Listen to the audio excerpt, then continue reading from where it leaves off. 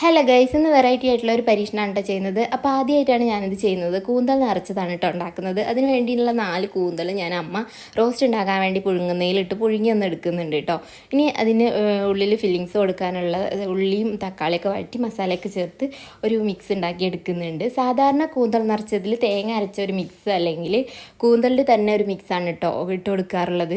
ഇതിപ്പോൾ ഞാൻ എൻ്റെ സ്വന്തം റെസിപ്പിയാണ് കേട്ടോ ഉണ്ടാക്കുന്നത്. അപ്പോൾ ഇതൊക്കെ കൂന്തലിൻ്റെ ഉള്ളിലേക്ക് നിറച്ച് കൊടുത്ത ശേഷം ഈർക്കിൽ വെച്ച് അതൊന്ന് അടച്ചു കൊടുത്തിട്ട് ഇതേപോലെ വറുത്ത് എടുക്കുന്നുണ്ട് കേട്ടോ. അപ്പോൾ ഒരു സൈഡ് നന്നായി മൊരിഞ്ഞ ശേഷം വീണ്ടും അത് മറിച്ചിട്ടിട്ടുണ്ട്. അപ്പോഴത്തേക്ക് അമ്മ അവിടെ റോസ്റ്റൊക്കെ ഉണ്ടാക്കി കഴിഞ്ഞിട്ടുണ്ടായിരുന്നു കേട്ടോ.